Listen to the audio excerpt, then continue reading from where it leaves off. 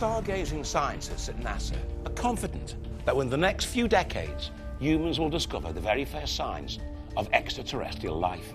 Yet some believe it's entirely possible alien craft have already visited Earth. A large black flying object. Hey, calm down, calm down. But extraordinary claims demand extraordinary evidence. In this series, I'm going to investigate some of the most remarkable and recent UFO sightings from around the world. They saw something really strange in the sky that day. And I'll be joined by renowned astrophysicist and space journalist Sarah Cruddas. The thing is, with something so extraordinary like this, we've got to look at all the more logical explanations. I still think this can be explained by science. As together, we'll separate fact from fiction once and for all. That is an unidentified flying object. I knew you were going to say that, and yes, it is. It's one of the greatest UFO mysteries of all time. From our specially created UFO investigation hub, we'll speak to experts. We have no conventional explanation for what we are seeing here. Whistleblowers. Anytime you step out of ranks in an organization like mine, there's obviously going to be some repercussions.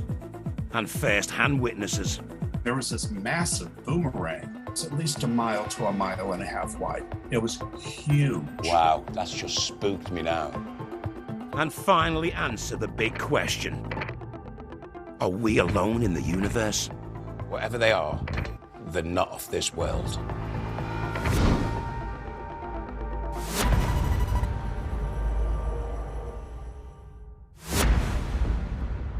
Huge explosions. Blinding lights. A military dogfight with a giant shape-shifting UFO.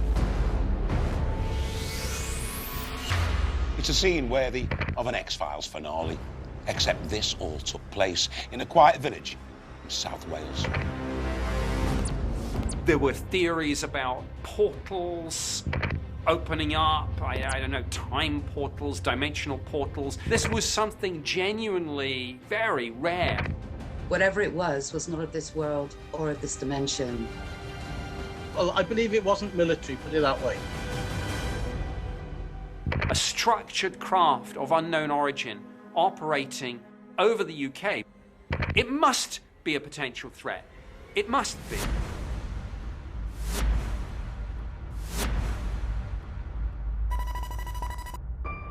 In the early hours of the 26th of February 2016, residents of Penturk witnessed an event that would change their lives and rock the international UFO community. Witnesses describe a vast pyramid-shaped vessel forming over a row of trees.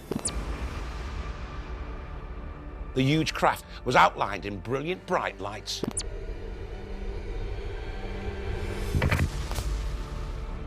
Then things got even stranger. An aerial armada of military planes and helicopters engaged the UFO in a terrifying battle, culminating in its apparent destruction. Witnesses remain convinced what they saw was extraterrestrial, but the official line taken by the military? It was a training exercise. Could this be pointing to a cover-up? As an ex-MOD official himself, Nick Pope is perfectly placed to know how the authorities react in such situations. You're dealing with these inherently secretive organizations whose default mindset is not to share this information. It always worries me when you come up against the secrecy. I mean, that's the most frustrating thing of all. If the Penturk UFO incident is being covered up by the military, we'll stop at nothing to get to the bottom of what is surely one of the most sensational UFO sightings in British history.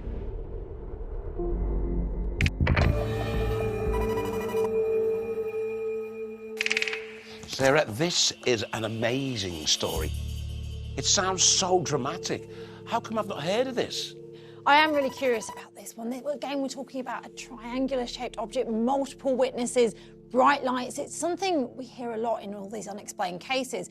What I am curious about, though, is the lack of hard evidence. Where's the photographs? Where's the video? This was 2016.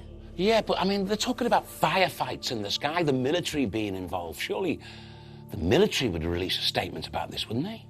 Potentially, yes.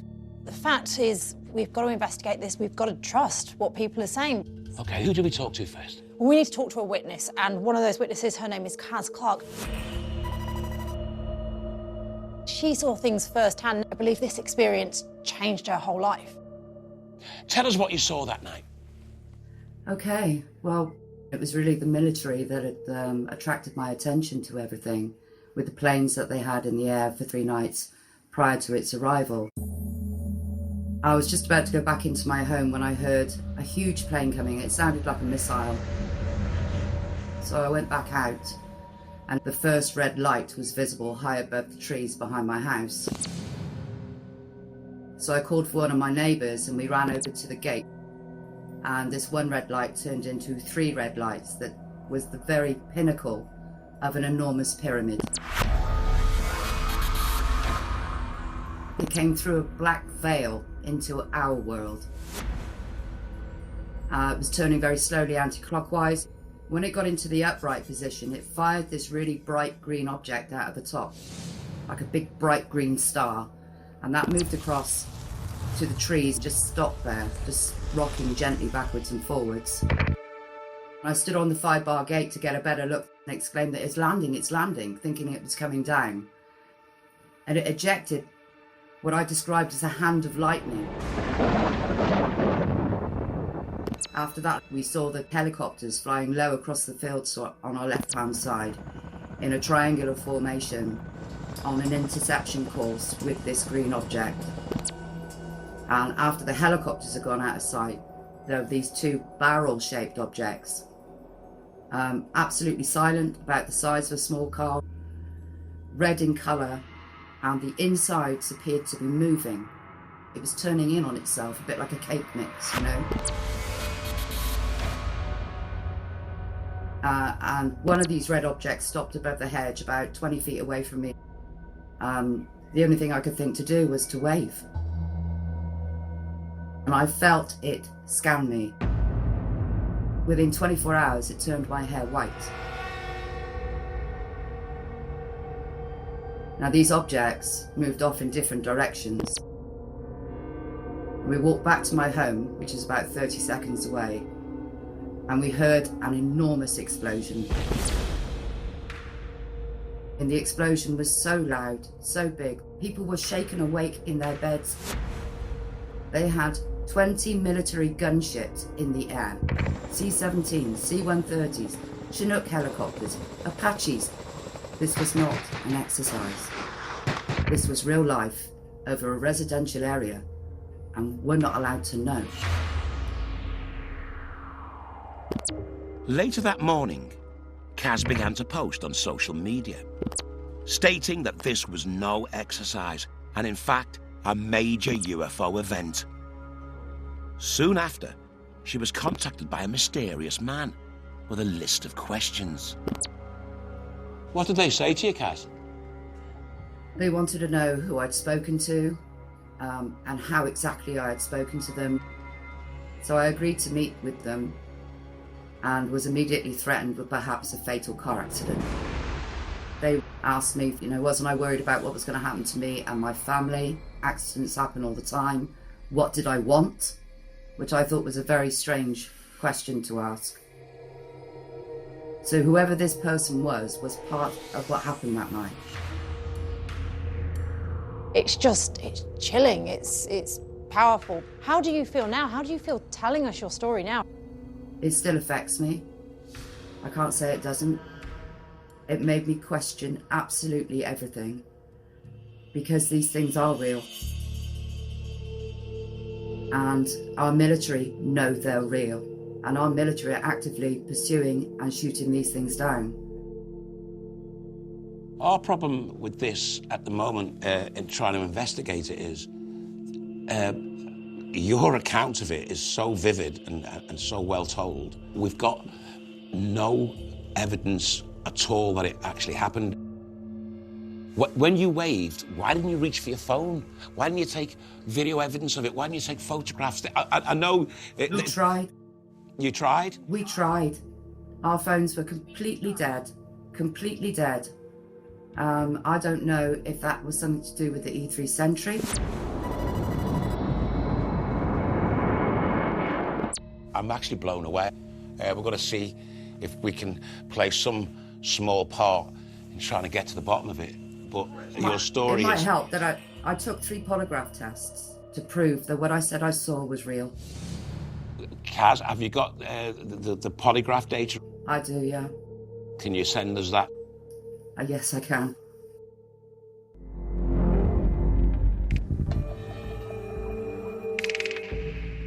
That is the scariest story I've heard in, well, forever.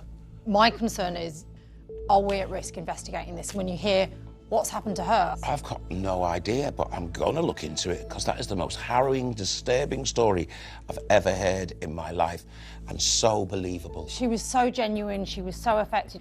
I mean, it could still be military activity. We don't know what's happened. But the fact that people try to close it down, the shadowy Why? forces, this is getting really interesting. Coming up. 60-foot trees have been snapped in half. So it's like something's crashed through it. We reveal hard evidence of a potential crash site in South Wales. We followed the debris trail through to its end, where all these burn marks and scrape marks on the surrounding trees.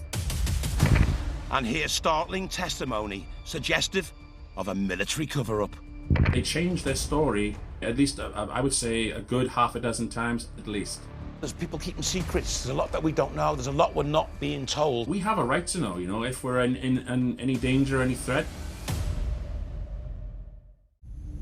Most UFO sightings have earthly origins. Over half can be easily explained by meteors, weather phenomena, or military aircraft. But occasionally, there's a sighting so strange and so baffling, it's impossible to deny. It could be something we don't yet understand. Something which is beyond the imagination is something we need to investigate. An incident in Wales in 2016, dubbed the Welsh Roswell, is one such event.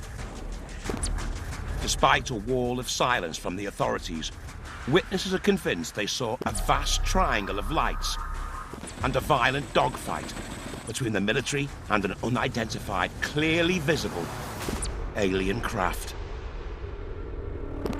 This extraordinary event culminated in a massive explosion and the apparent shooting down of a UFO. The only witness to tell her story publicly has been warned off. I was immediately threatened with perhaps a fatal car accident. I don't want anything for myself, just the truth.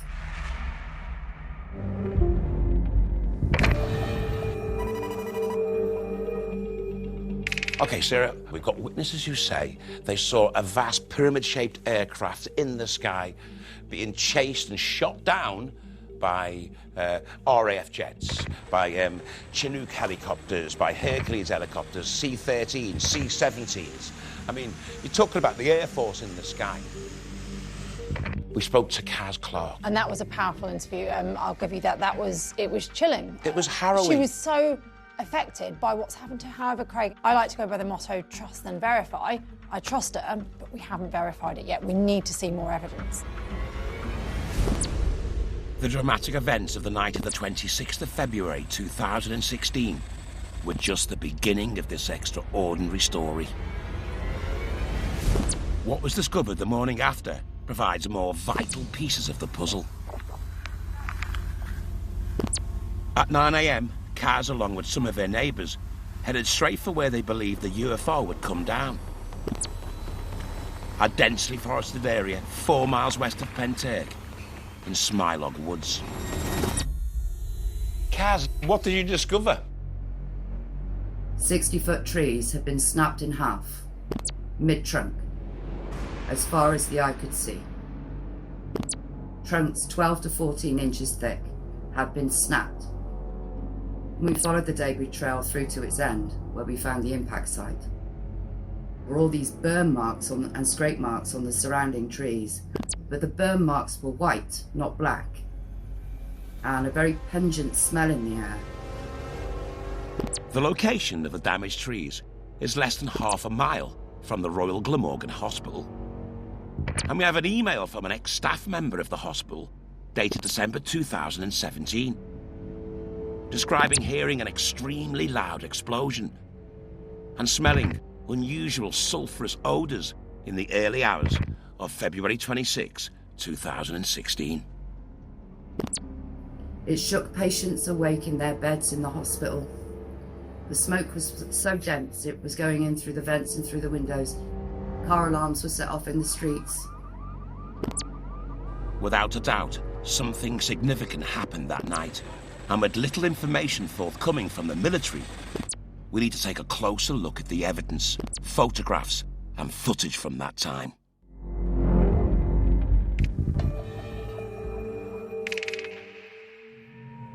This is the Smilog Woods.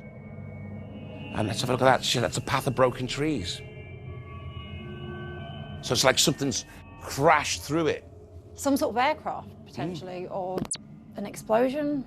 All at the same level, as though something's come down right through them. Snap them, snap them. It could potentially be wind damage. Normally when the trees come down in the wind, they come down from the Lower, roots, and yeah. they've got a big root thing, and that's all full Lightning of mud. strike, potentially, but on so many trees. There's one other thing I want to investigate as well. Bear with me. Yeah. Tectonic activity. We'll investigate that as well.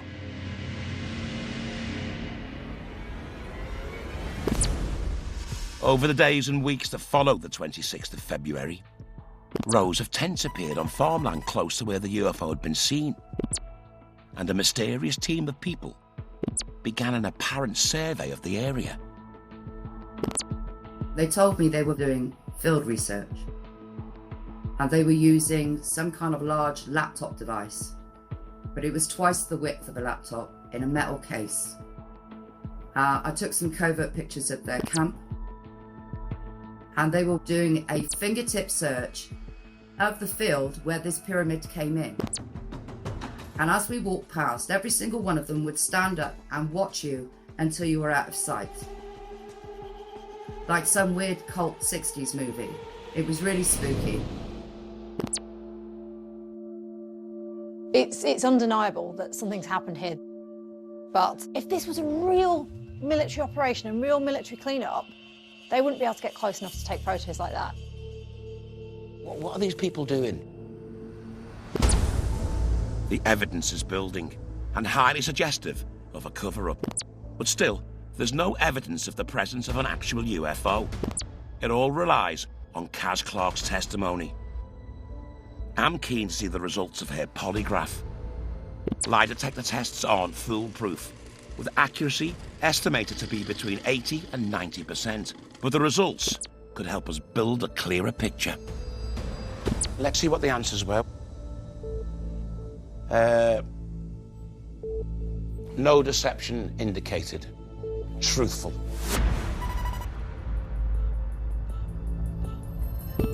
Kaz Clark certainly believes she's telling the truth. The secret to this case surely lies with the military. What are they not telling us? We need to speak to someone else.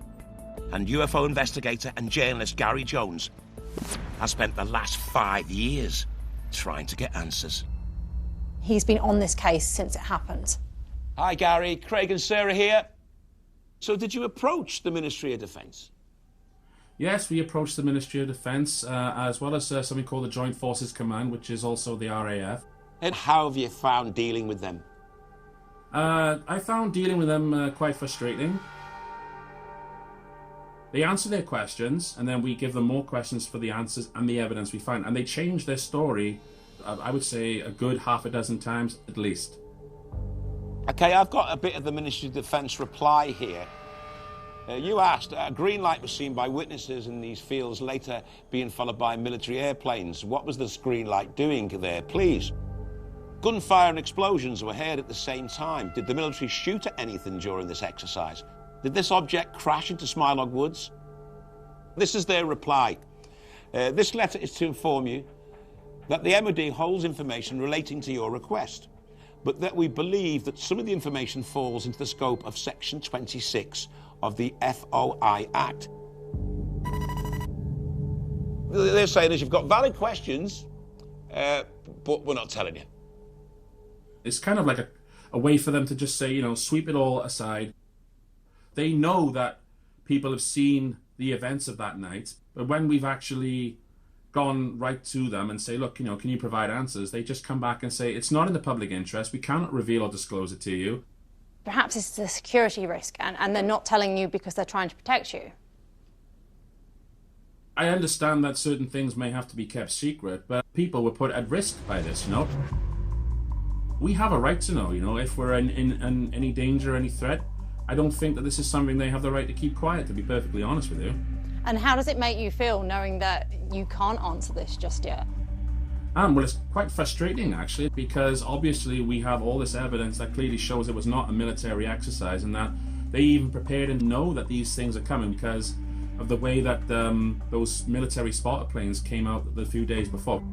We have radar tracks of them going around the country and then finally settling on the Penturk Fields area for 3 days and nights with planes taking in turns circling and doing zigzag patterns.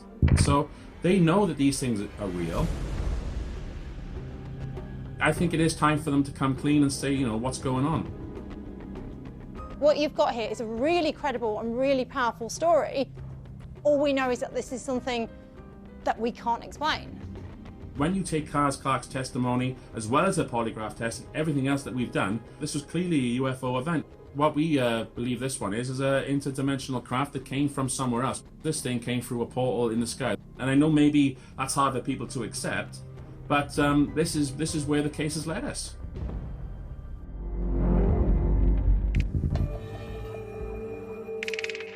It's the same story. These bright lights, it's the military then coming in, confusing their stories, and it seems to be like there's almost a pattern. There's people keeping secrets. There's a lot that we don't know. There's a lot we're not being told. How do we move this case forward? We need to dig deeper. Coming up. So I've got the weather report in, the wind speed. Could the wind have knocked those trees over, as well as earthquake, seismic activity? The hunt for evidence continues apace. If we can manage to get hard physical evidence, this will blow this case out the water. And ex-MOD official Nick Pope breaks silence on another major UFO cover-up. Report after report after report came in. A huge triangular-shaped craft moving from a very slow speed to high Mach speeds. 5 years ago, a small village in South Wales was rocked by an epic UFO sighting. An armada of alien ships engaged in a battle with the British Air Force. But the dramatic witness accounts bear so little in common with the official line taken by the military. This case demands further scrutiny.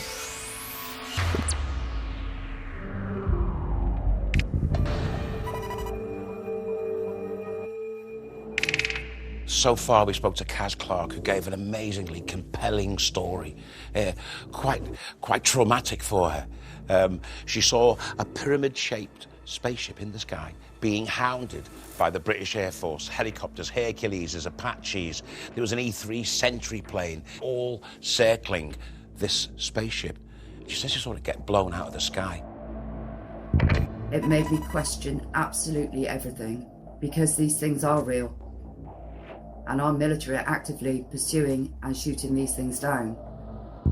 We've got videos of what she says is the crash site. Now, look at this. Something's come down right through them. Snap them, snap them. We've got photographs of what she says is a clean-up operation. So that's, what are these people doing? It's undeniable that something's happened here. We spoke to Gary Jones, who said the Ministry of Defence tried to shut him down, issued him with a Section 26. They've changed the story at least, I would say, a good half a dozen times at least. So I've got the weather report in, the wind speed. Could the wind have knocked those trees over? But actually it just says a gentle breeze that evening, so that's now gone. as well as earthquake seismic activity. Now, bear with me on this one. Sometimes when you get earthquakes, and we don't know what causes this, you get lights in the sky. These are known as earthquake lights, perhaps caused by rocks rubbing together, generating electric charge, often mistaken for UFOs, but we now know there was no seismic activity that evening, so we can rule out natural phenomena. But still, we've got no hard physical evidence. Well, that's the problem. We've got this great story from Kaz, but no evidence to back it up. However, if we can manage to get hard physical evidence, this will blow this case out the water. The Wales UFO encounter of the 26th of February 2016 is a most intriguing and frustrating case. We have the highest quality witness testimony. We have inexplicable damage to trees. We have evidence of an explosion. And a paper trail suggestive of a cover-up. But still no hard evidence of the existence of the UFO itself. Where's the photographs? Where's the video? This was 2016. The next logical step is to compare the Pentec incident with other comparable military cover-ups to see if they follow a similar pattern. And one major UFO case that was never disclosed to the public took place over RAF Cosford at 1:15 a.m. on March the 31st, 1993. So earlier, I caught up with Nick Pope, former MOD investigator and UFO expert, and what he doesn't know about this case isn't worth knowing. Can you just talk me through what happened in Cosford back in 1993?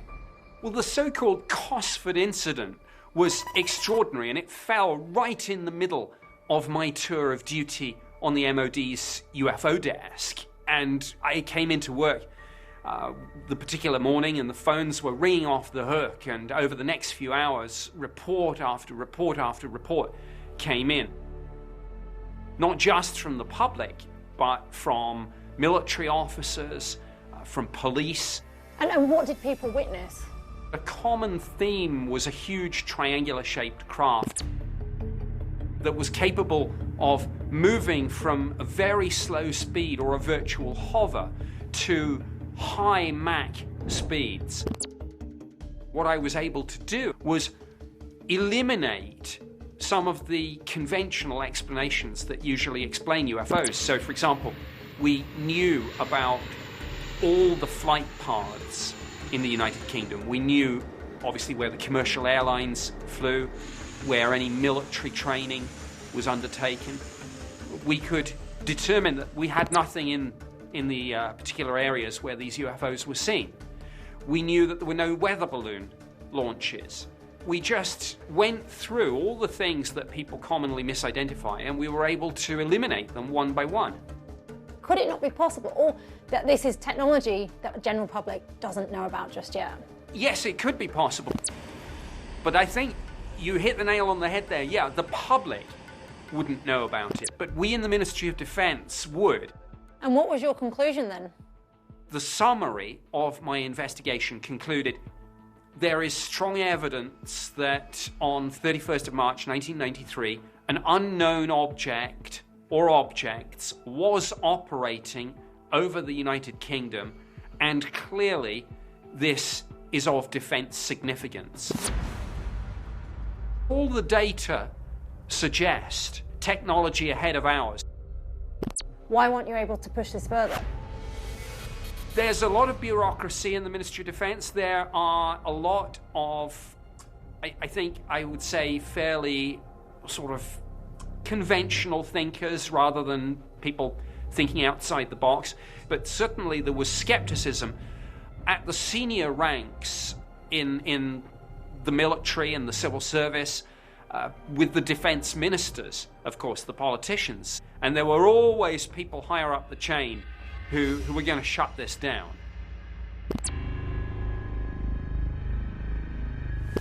Despite Nick Pope declaring the Cosford event an incident of considerable defence significance, no public statement on it has ever been issued by the Ministry of Defence. It's therefore reasonable to assume the military are doing the same in South Wales. The Pentec incident cannot be dismissed.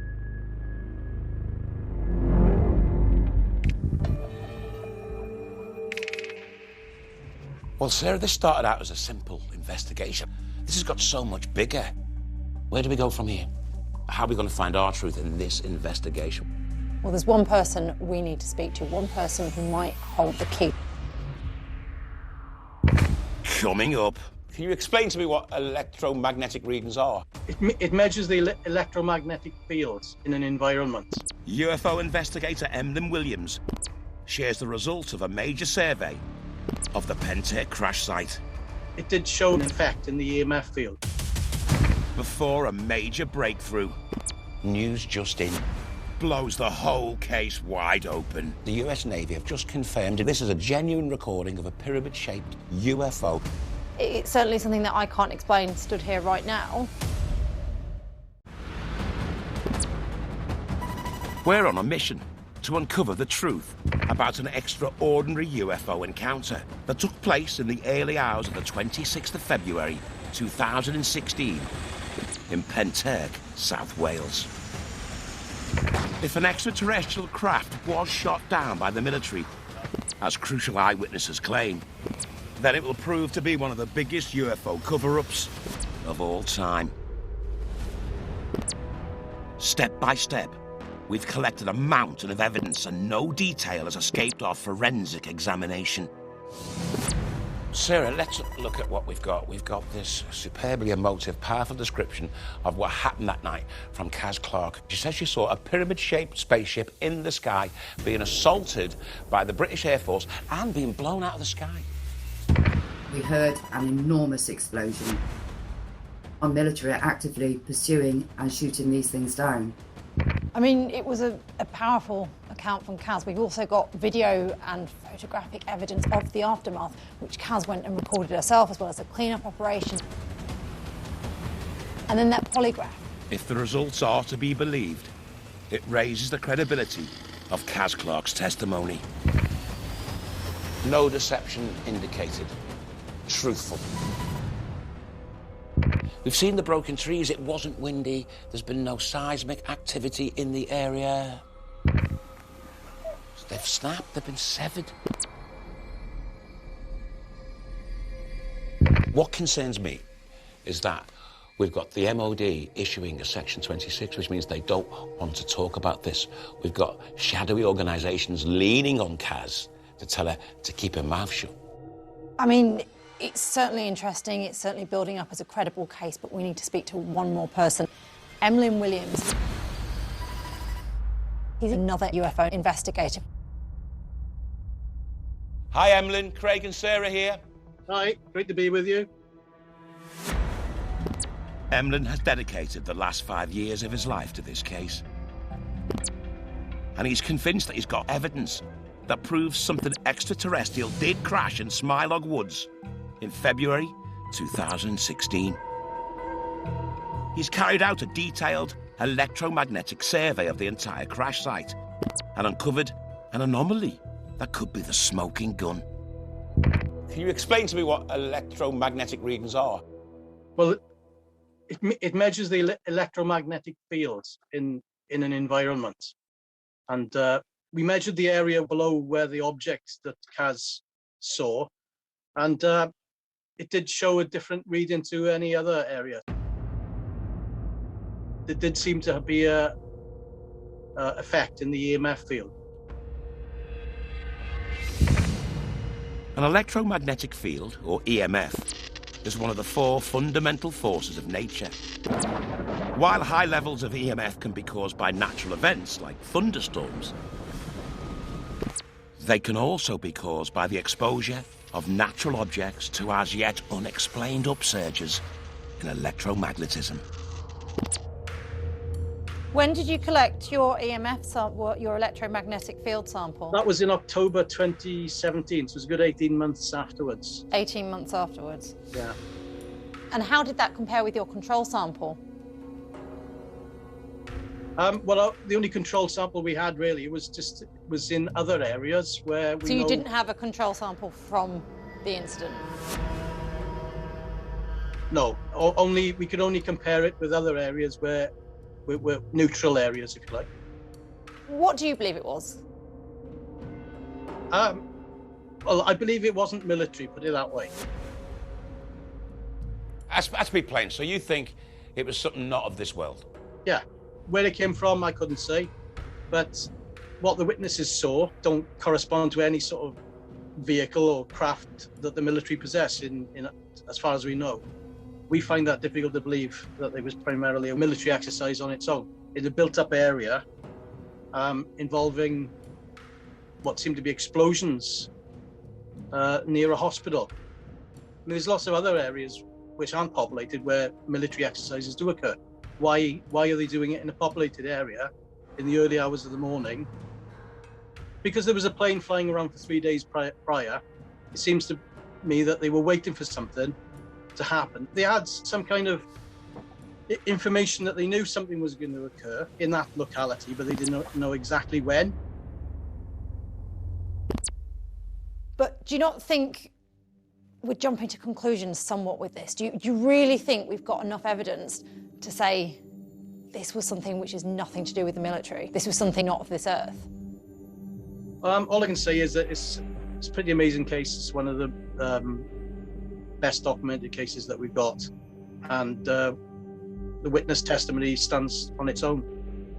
Would you be satisfied with a more earthly explanation? Yeah, I've got no axe to grind. We've got to rule out what it could be first, whether it's military, satellites, meteors, and what have you. And whatever's left at the end of the day is what we've got to accept. Well, Emlyn, we've done some of that research. It was just a gentle breeze that night, so it wasn't caused by any weather systems. There was no seismic activity, so it wasn't caused, there was no earthquakes. So it still leaves something that's very, very baffling. Yeah, absolutely. Thank you very much, Emlyn. Thank you. Well, Sarah, I don't think his evidence brought our investigation forward. For me, we're going to have to rule out these electromagnetic field readings. It wasn't a scientifically conducted test. It was 18 months after the incident, so it doesn't help the investigation. But Kaz's case was so compelling that I'm still torn with this. For now, hard proof that a pyramid-shaped extraterrestrial craft visited Penturk in South Wales in 2016 still eludes us. But just as our investigation is drawing to its conclusion and we prepare to reach a verdict, news just in. I'd like to show you something that the US Navy have just confirmed in real time as we film.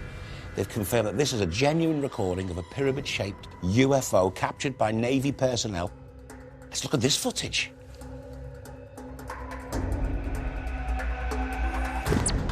Filmed by the crew of the USS Russell in July 2019, the US Navy has now confirmed its authenticity.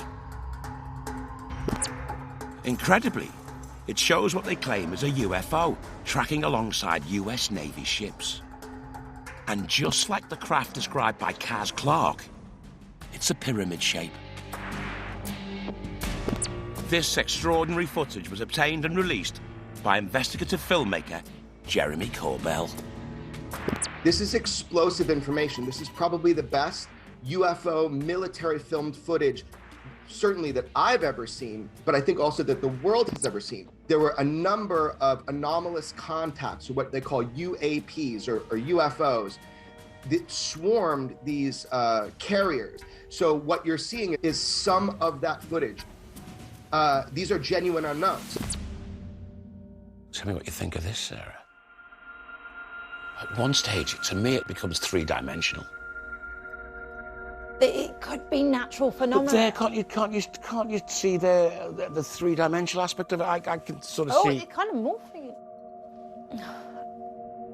It's certainly credible. It's certainly something that I can't explain stood here right now. What I'm wondering, though, has this added another layer to it? Do you think it's going to affect the decision? But it's... I don't know. I am lost for words. Never in my wildest imagination did I think we'd see an officially confirmed pyramid-shaped UFO. Almost exactly the craft described by our eyewitness Kaz Clark in Wales. Surely her testimony must now take on new significance. The Pentair case of February 2016 has taken us on a roller coaster ride. But now we must put our personal prejudice and bias to one side and let facts and science be our guide as we come to a final conclusion.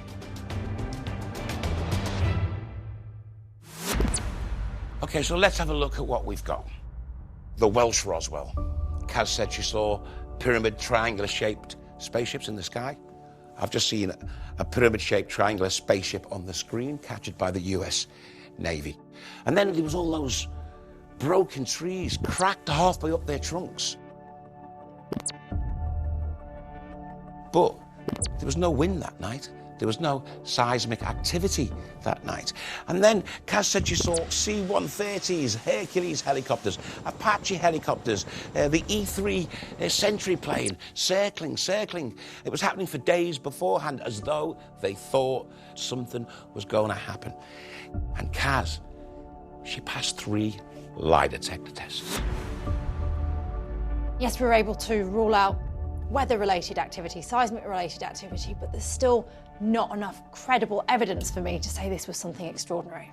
Yeah, but the Ministry of Defence issued a Section 26, which means something happened, but we don't want to talk about it. Now it's time to put our cards on the table. Was the UFO encounter over South Wales in 2016 extraterrestrial or not? What is your verdict? Kaz's story was very compelling. She's clearly been affected by something that she cannot explain. We know she's honest. Yes, the MOD has come out and said something happened, but they can't discuss it. But it doesn't mean it's aliens coming to Earth. So with that in mind, I'm going to say this remains unsolved. Okay, well, what I'm going to say is I really sort of believe Kaz. I thought his story was very well told, and she told it with so much emotion.